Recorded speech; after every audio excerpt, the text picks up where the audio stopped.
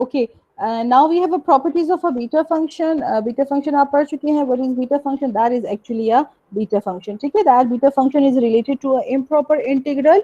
Improper integral को solve करने के लिए आपके पास क्या होता है? You have to integrate, या means कि you have to evaluate that integral.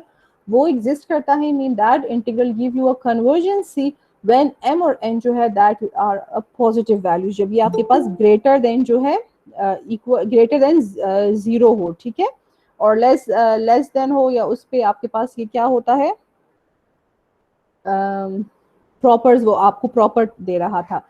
अब हमने क्या करना है, अब हम लोगों ने properties of a beta function पढ़ना है. ठीक है, बीटा फंक्शन पढ़ने के लिए आप, अच्छा, अपने बीटा फंक्शन क्यों यूज करते हैं? हम बीटा फंक्शन इसलिए यूज करते हैं कि इफ यू हैव इंटीग्रल, कोई भी question, if you have any question in a form of a product of a two function, product of a two function भी इस तरह हो कि एक एक्स फंक्शन हो और एक 1 माइनस एक्स हो. ठीक है, so what you have to do, you have to convert those integral in a form of a beta function. फिर बीटा फंक्शन की कुछ प्रॉपर्टीज होती हैं, उसको हम गैमा के साथ भी रिलेट करेंगे. सिंपल से फॉर्मूलाज होते हैं, उस फॉर्मूलाज के थ्रू आप जो है अपना इंटीग्रल जो है वो इजीली सॉल्व कर सकते हो. ठीक है, उसमें फिर वो इंटीग्रेशन बाय पार्ट्स और सब्स्टिट्यूशंस वो करने की जरूरत ही नहीं होती, जो आप डेफिनेट इंटीग्रल को जैसे सॉल्व करते थे कि अगर प्रोडक्ट ऑफ अ फंक्शन आता है तो इंटीग्रेशन बाय पार्ट्स यूज करके ये सारा कुछ. ठीक है, तो इसमें ये जरूरत नहीं होती. फिर आपके पास इसके कुछ पर्टिकुलर फॉर्मूलाज होते हैं, उसके थ्रू आप इजीली जो है इनको सॉल्व कर सकते हो. सो वो हम इसके बाद कल वाले लेक्चर में इंशाल्लाह करेंगे. Okay, now we are discussing the properties of a beta function. So here we have a main three properties of a beta function, and are very simple properties. First property is that beta function is a symmetric. ठीक है, symmetric क्या होता है? एक जैसा. ठीक है, behavior होना. So if beta of mn is equal to beta of nn.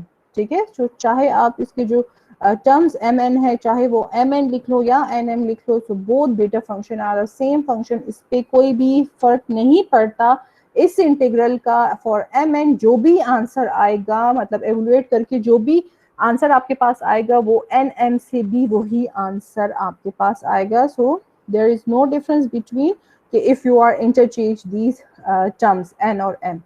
So हम इसको start कैसे करेंगे? We are going to what? We are take that left hand side, or with the help of left hand side we are going to prove the right hand side. ठीक है, हम क्या करते हैं? First you are going to take, as we know that the definition of a beta function जो है वो 0 to 1 x raised to the power m minus 1 into 1 minus x raised to the power n minus 1 dx है. ठीक है, हम क्या करते हैं कि as you know in a definite integral, जब आप लोगों ने डेफिनेट इंटीग्रल कैलकुलस 1 में पढ़ा होगा या कैलकुलस 2 में पढ़ा होगा, सो वहां पे एक प्रॉपर्टी आपके पास होती है, if you have integral 0 to a f of x dx, so that will be equal to integral 0 to a, कि अगर आप a से x को माइनस कर दो तो भी उन दोनों केसेस में ये क्या होते हैं, ये एक दूसरे के इक्वल होते हैं. तो अगर if you remember that property, so with the help of that property we are going to find what we are going to find that symmetric property. ठीक है, so यहाँ पे तो a है, लेकिन अगर आप अपने यहाँ पे इंटीग्रल में देखो, यहाँ पे आपके पास 1 है. so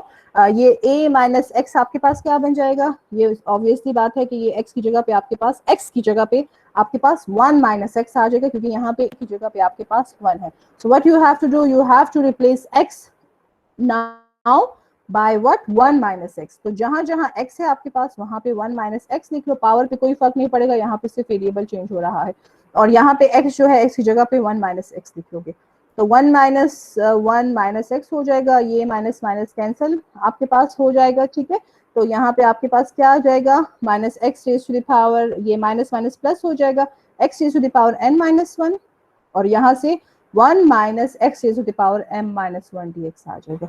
So what is the difference between that equation number 1 and this one? Nothing. x है, लेकिन यहाँ m की जगह पे क्या है? n है, और यहाँ 1 minus x है, यहाँ भी 1 minus x है, यहाँ m की जगह पे क्या है? n है. So there is no difference between this integral, that one integral, and this one integral. Both are same, but power जो है वो change हो गया है. So you can write beta function like b of nm, क्योंकि x की power में अब है n है, और यहाँ पे 1 minus x to the power m है. ठीक है, सो दोनों जो है यहाँ से जो आंसर आएगा वो इसके इंटीग्रल से भी आएगा, या इस इंटीग्रल से जो आंसर आएगा वो इस इंटीग्रल से भी आएगा। दोनों के इंटीग्रल पे कोई भी फर्क नहीं पड़ेगा बाय इंटरचेंजिंग m और n वैल्यू। ठीक है, this is the first property. What is the second property? Second property is that you can write beta function b of mn like this as well. That is integral 0 to infinity x raised to the power n minus 1 divided by 1 plus x raised to the power m minus 1. ठीक है, मतलब instead of that definition ठीक है, आप ये definition भी use कर सकते हो बीटा फंक्शन की। ये फिर हम जब क्वेश्चंस होंगे तो उसमें देखेंगे कि ये वाला डेफिनेशन यूज करेंगे, ये वाला डेफिनेशन यूज करें। ठीक है, और you can also right that integral like this x raised to the power m minus 1 divided by 1 plus x raised to the power m minus 1। ठीक है, सिर्फ नीचे वाला सेम पावर है m minus 1, लेकिन यहाँ n भी लिख सकते हो और यहाँ m भी लिख सकते हो, but integral is from 0 to infinity. ठीक है, इंफिनिटी आपके पास आएगा यहाँ पे, क्योंकि यहाँ तो अब 1 माइनस एक्स आपके पास इम्प्रॉपर कब बनेगा, या प्रॉपर 0 पे तो नहीं बन सकता, तो इन्फिनिटी जब पुट करोगे सो that will give you the improper integral. तो इसकी वो चेंज हो जाएंगे आपके पास, और ये फिर हमने सॉल्व भी करना है तो अब हम फंक्शन ऐसा लेंगे। हम लोगों ने एक्चुअली जो भी प्रॉपर्टी होती है वो आप अपनी डेफिनेशन से ही स्टार्ट करते हो, जो मेन डेफिनेशन होता है बीटा फंक्शन का। ठीक है, तो हमने यहाँ पे 0 तो सेम एज इट इज है, इन्फिनिटी लेना है लिमिट, और यहाँ तो क्वेश्चन ये जो डेफिनेशन है उसमें तो हमारे पास 1 है। सो अब हमने ऐसा फंक्शन चूज करना होगा कि मैं वहाँ 1 पुट करूँ, so that function give us infinity. ठीक है, सो वो उसके लिए आपने क्या करना होगा, लेफ्ट हैंड साइड तो मुझे पता है कि that is a beta function, and that beta function is in a form of integral 0 to 1 x raised to the power m minus 1 into 1 minus x raised to the power n minus 1 dx। ठीक है, अब हम थोड़ी सी supposition करते हैं, और वो supposition हमने ये की है कि हमने चूज किया है कि x को मैंने एक फंक्शन ले लिया that is 1 divided by 1 plus y। ठीक है, सो अगर मैं इसको थोड़ा सा चेंज कर दूं, इसको साइड पे ले जाऊं, x को मैं इधर ले आऊं एंड देन y की वैल्यू फाइंड करूं, तो ये आपके पास कुछ इस तरह बन जाएगा, y is equal to 1 by x minus 1। ठीक है, ये तो फिर आप लोग इसको सॉल्व कर सकते हो, आपके पास ये आ जाएगा। Now what we have to do, obviously this is a substitution and this is a integration. तो जब आप फंक्शन को चेंज करते हो तो जो डिफरेंशिएशन होता है वो भी चेंज होता है। ठीक है, तो dx जो होगा, dx फाइंड करने के लिए वो हमने क्या करना होगा, हमने इस x is equal to 1 by 1 plus y को डिफरेंशिएट करना होगा। इसमें आपने इसको ऊपर ले जाना है, पावर रूल अप्लाई करोगे, -1 हो जाएगा, -1 बेस में आ जाएगा, -1 जो है वो 2 -2 बन जाएगा, उसको नीचे ले आओगे तो वो 2 होगा, और ये आपके पास minus D Y divide by 1 plus Y raise to the power square आ जाएगा। ठीक है, आपके पास x की भी सब्स्टिट्यूशन हो गई, आपके पास dx की भी हो गई। लास्ट आपने क्या करना होता है, जब भी सब्स्टिट्यूशन करते हो तो ऑब्वियसली आपके पास उसके लिमिट्स भी जो है वो भी चेंज होते हैं। So if you have when x is equal to 0, तो y आपके पास क्या आ जाएगा, y आपके पास इन्फिनिटी आ जाएगा। क्यों, क्योंकि यहाँ 0 पुट करोगे, 1 by infinity is infinity, infinity minus 1 जो है वो इन्फिनिटी देता है। And if you are going to put 1 over here, तो जब यहाँ आप 1 पुट करोगे तो 1 -1 जो है वो आपको y जो है वो 0 दे देगा। ठीक है, जो आप सब्स्टिट्यूशन करते हो तो लिमिट को मस्ट चेंज किया करो।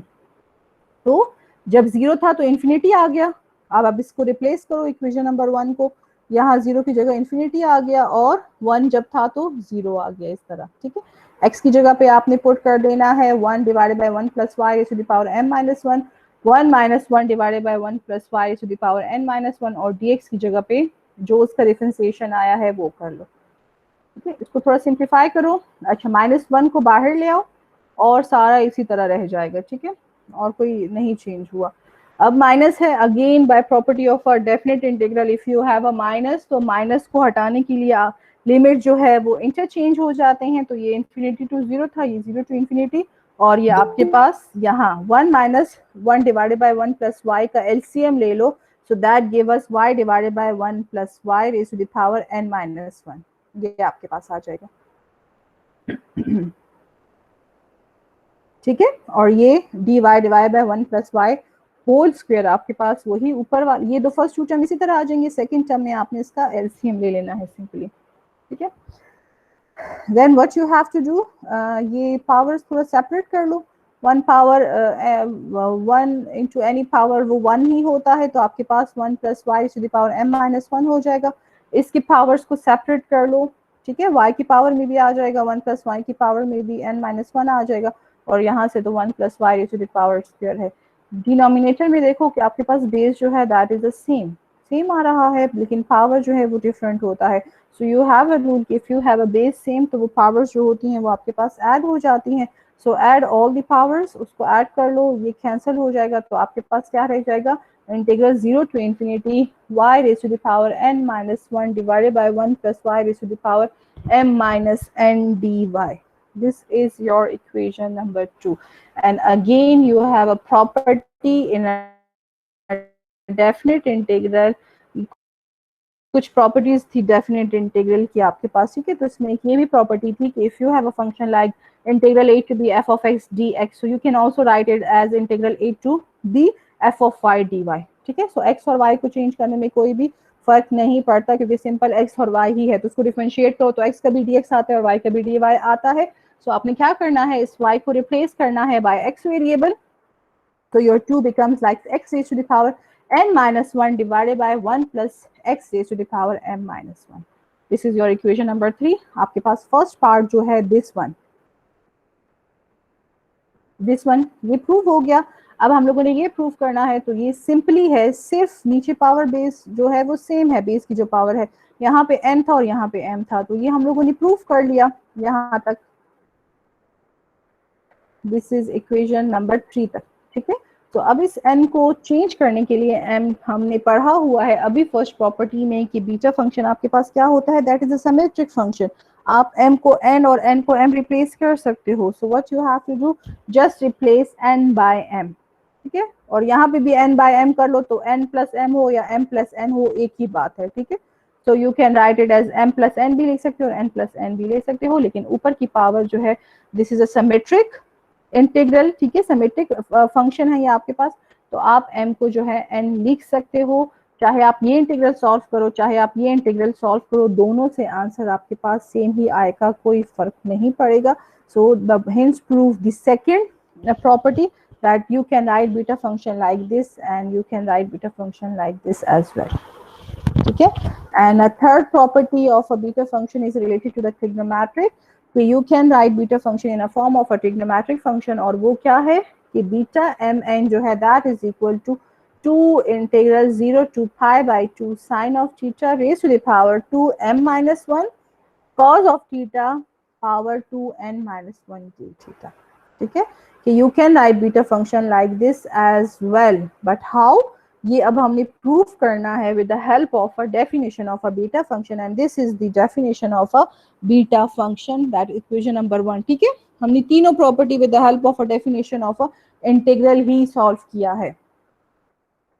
तो what we are doing again, हमने यहाँ पे सब्स्टिट्यूशन ही लिया है, because without substitution we are not going to solve that integral, ठीक है। सो इंटीग्रेशन में तो आप कर सकते हो ना, सब्स्टिट्यूशन से भी हो सकता है, इंटीग्रेशन बाय पार्ट से भी हो सकता है। सो इंटीग्रेशन बाय पार्ट्स यहाँ बहुत मुश्किल है, ठीक है, सॉल्व करना। सो दैट्स व्हाई हम सब्स्टिट्यूशन से करते हैं कि वो इजीली आपके पास सॉल्व हो जाता है उससे। तो उसके लिए सब्स्टिट्यूशन आपने क्या करनी है कि हम सपोज करते हैं कि मैंने x जो है वो किसके इक्वल ले लिया है, साइन स्क्वायर थीटा के इक्वल ले लिया है, ठीक है। So if you are going to take x is equal to sine square theta and you are going to differentiate it with respect to x, तो ये obvious बात है कि 2 sin theta देता है and again differentiate sin theta, तो वो cos theta आपको दे देता है, ठीक है। तो dx आपके पास ये आ गया। अब आपने क्या करना है, अगेन सब्स्टिट्यूशन तो हो गई, साइन x जो है वो भी चेंज हो गया, उसका डिफरेंशिएशन जो है वो भी चेंज हो गया। अब हमने क्या चेंज करना है, उसके लिमिट चेंज करने हैं, ठीक है। So if you have x is equal to 0, तो थीटा आपके पास जो है वो 0 आता है, बिकॉज ये साइन स्क्वायर थीटा है ना, तो इस स्क्वायर को हटाने के लिए मैं बोथ साइड पे अंडर रूट ले लूंगी, तो अंडर रूट यहाँ पे मैंने इसको सॉल्व किया हुआ है, ठीक है। स्क्वायर हटाने के लिए अंडर रूट आ जाएगा, under root X equal to sine theta, मुझे थीटा की वैल्यू चाहिए, तो साइन को इधर ले आओ, तो sine inverse under root X आ जाता है, ठीक है। So if x is 0 means कि यहाँ पे 0 होगा, तो साइन इनवर्स 0 जो होता है वो आपको 0 ही देता है, तो थीटा 0 होगा, ठीक है। And if x is equal to 1, तो साइन इनवर्स 1 जो होता है वो आपको क्या देता है, वो आपको पाई बाई 2 देता है, तो थीटा जो है वो आपके पास पाई बाई 2 के इक्वल हो जाएगा। Now what you have to do, you have to substitute all these जो भी सब्स्टिट्यूशंस की हैं। 0 की जगह पे आपके पास 0 आ जाएगा, 1 की जगह pi by 2, x is sine square theta raise to the power m minus 1, यहाँ से 1 minus sine square theta raise to the power n minus 1 आ जाएगा, एंड dx जो है वो 2 साइन थीटा कॉस थीटा की इक्वल है। टेक अ कॉमन 2 जो ये कॉमन आया है उसको यहाँ पे ले लो, आपके पास ये सारे टर्म्स रह जाएंगे। अच्छा, फिर हमने क्या किया है कि साइन स्क्वायर थीटा है तो साइन तो पावर है आपके पास स्क्वायर उसकी, तो आप इस स्क्वायर को बाहर ले जाके 2m माइनस 2 लिख सकते हो, ठीक है। 1 minus sine square theta that by identity that is equal to cos square theta raise to the power n minus 1, और ये आपके पास वैसे ही आ जाएगा, इसकी कॉस की भी पावर है स्क्वायर, तो इसको जब n माइनस 1 से मैं मल्टीप्लाई करूंगी तो 2n माइनस 2 इसकी पावर आ जाएगी। Now you have integral like this. अब यहाँ देखो ये भी साइन थीटा है with the power 2m minus 1, ये साइन थीटा है विद द पावर 1। सो क्या करना है, बेस सेम है तो पावर जो है वो ऐड हो जाती है। इसी तरह कॉस, सिमिलरली कॉस थीटा को भी आपने उसके पावर्स को ऐड कर लेना है, so that will give us sine theta is equal sine theta raise to the power 2m minus 1 and cos theta raise to the power 2n minus 1 आपके पास आ जाएगा, ठीक है। और फिर आपने क्या करना है, जस्ट एक पावर इसकी ले लो, sine 2n minus 1 theta cos 2n minus 1 theta d theta. So this is the other definition या प्रॉपर्टी कि आप किसी भी बीटा फंक्शन को in a form of cos and sine जो है वो ऐसे भी लिख सकते हो। So this is the end of the today's lecture.